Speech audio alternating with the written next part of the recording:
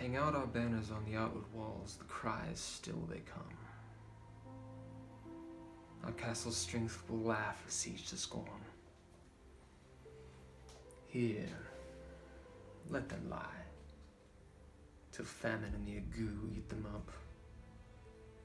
Were they not forced with those that should be ours, we might have met them there full, beard to beard, and beat them backward home. What is that noise?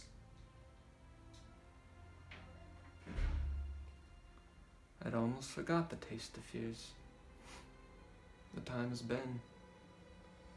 My senses would have cooled to hear a night shriek, and my fell of hair would at a dismal treaty's rouse and stir as though lie faint.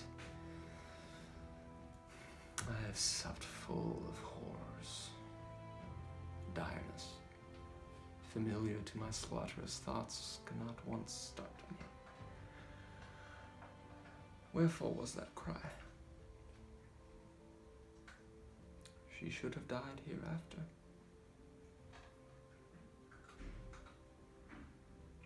There would have been a time for such a word. Tomorrow. And tomorrow. And tomorrow. Creeps in this petty pace from day to day, to the last recorded syllable of time. And all our yesterdays have lighted fools the way to dusty death. Out. Out, brief candle. Life's but a walking shadow, a poor player, who struts and frets his hour upon the stage and is heard no more. It is a tale told by an idiot, full of sound and fury, signifying nothing.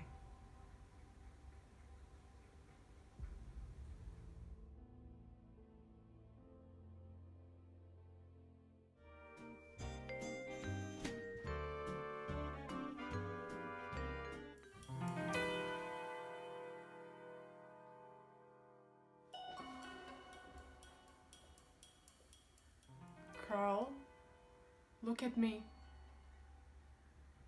Look at me, Carl.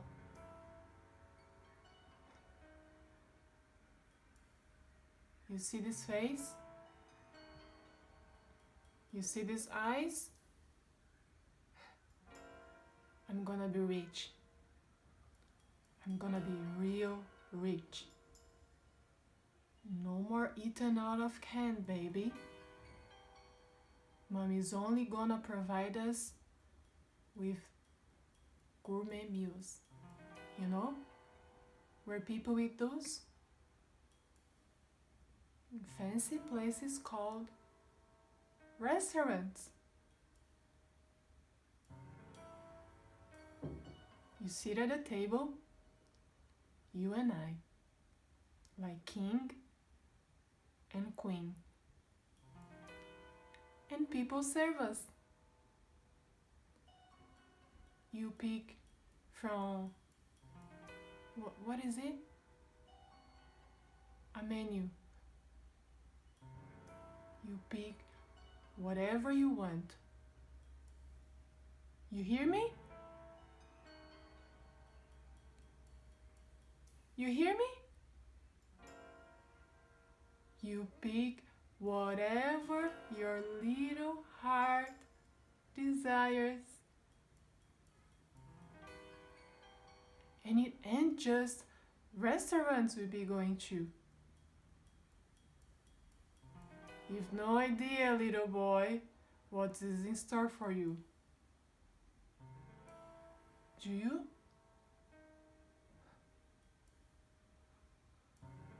You've no idea.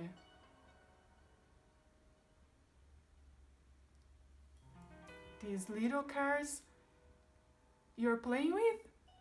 Yeah. They won't be little cars anymore. You're going to sit in a real car. One that moves.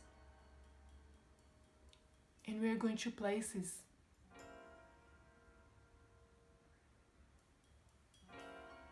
We are going to the moon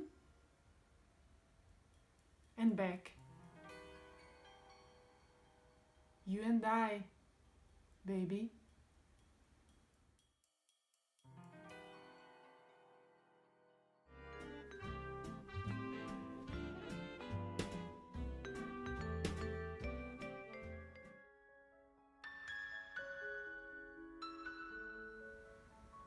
To be or not to be? That is the question. Whether 'tis nobler in the mind to suffer the slings and arrows of outrageous fortune, or to take arms against the sea of troubles and by opposing end them. To die, to sleep, no more. By a sleep, to say we end the heartache and the thousand natural shocks that flesh is heir to. 'Tis a consummation, devoutly to be wished, to die, to sleep, perchance to dream. Aye, there's the rub. For in that sleep of death, what dreams may come when we have shuffled off this mortal coil must give us pause. There's the respect that makes calamity of so long life. For who would bear the whips and scorns of time, the oppressor's wrong, the proud man's contumely, the pangs of despised love, the law's delay, the insolence of office, and the spurns that patient merit of the unworthy takes, when he himself might his quietest make with a bare bodkin? Who would fardels bear?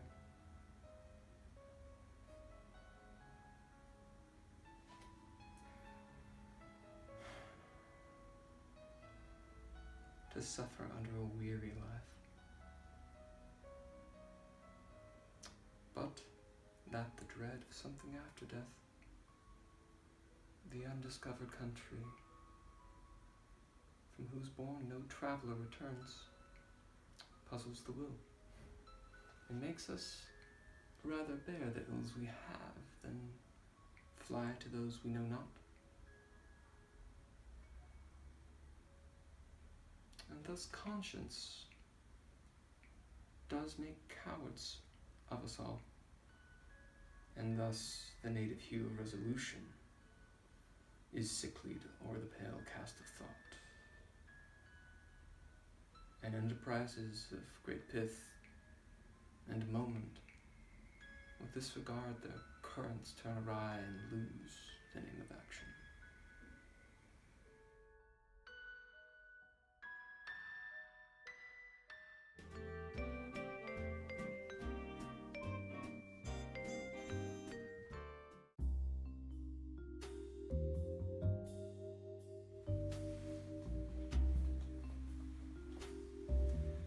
You did better than all right, kid. You gave a performance. You rang a bell. Little things here and there. Doesn't matter.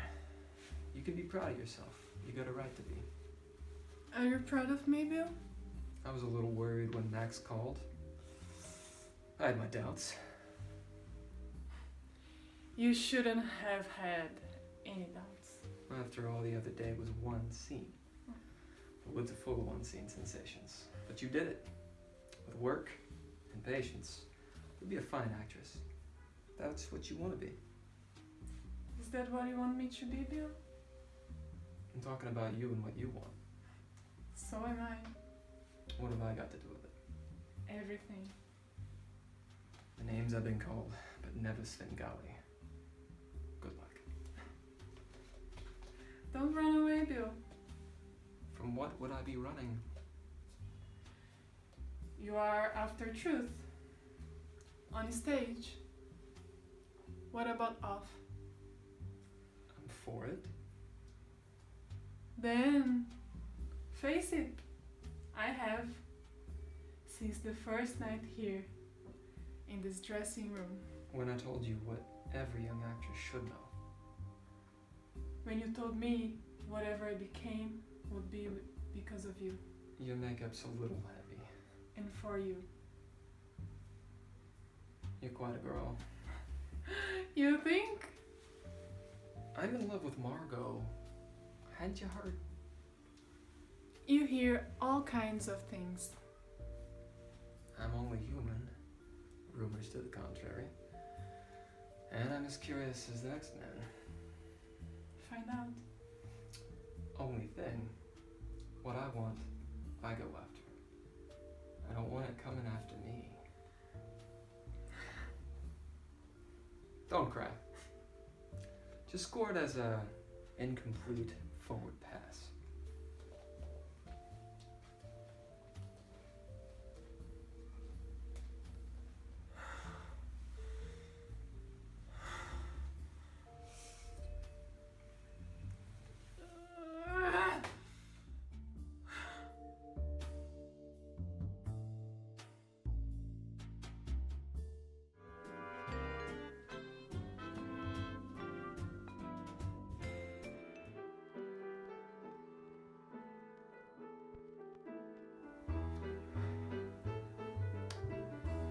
I'm not the kind of guy who spends hundreds on a last-minute flight back to New York, tears across town, then runs up 6 flights of stairs, and knocks on my best friend's girlfriend's door in order to run off and elope with her, based on one crazy, thoughtless, inexplicably romantic night.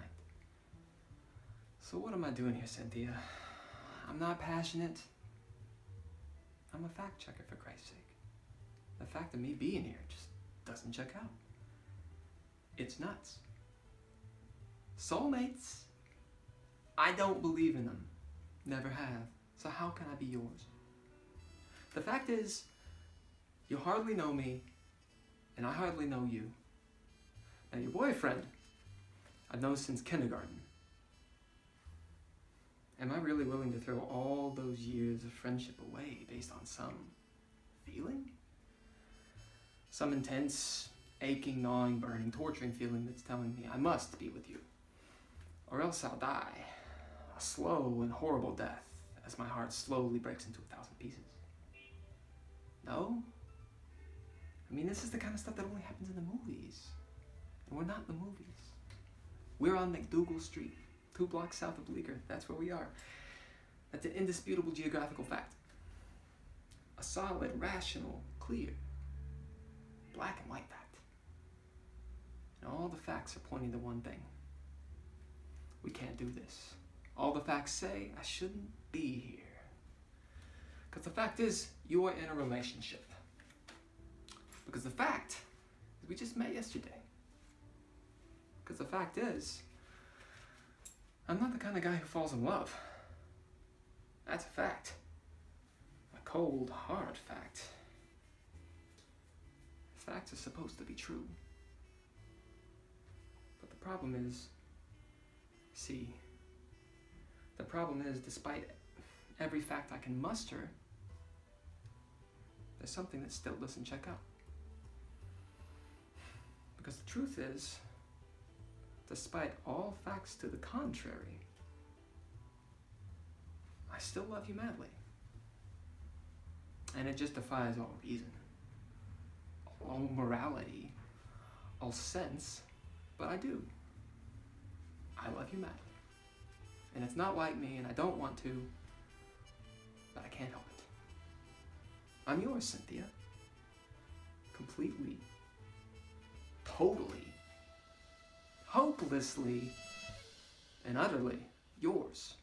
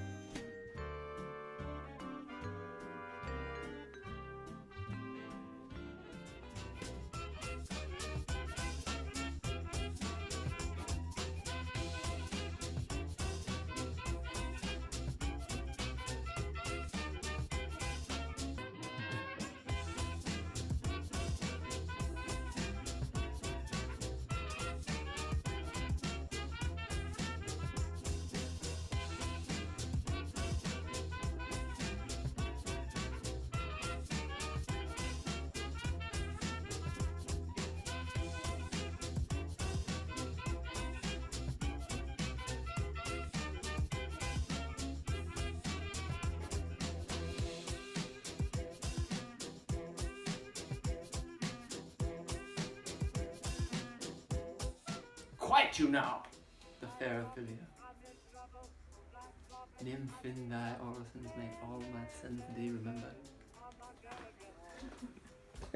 Why? Black coffee, please get busy. Oh,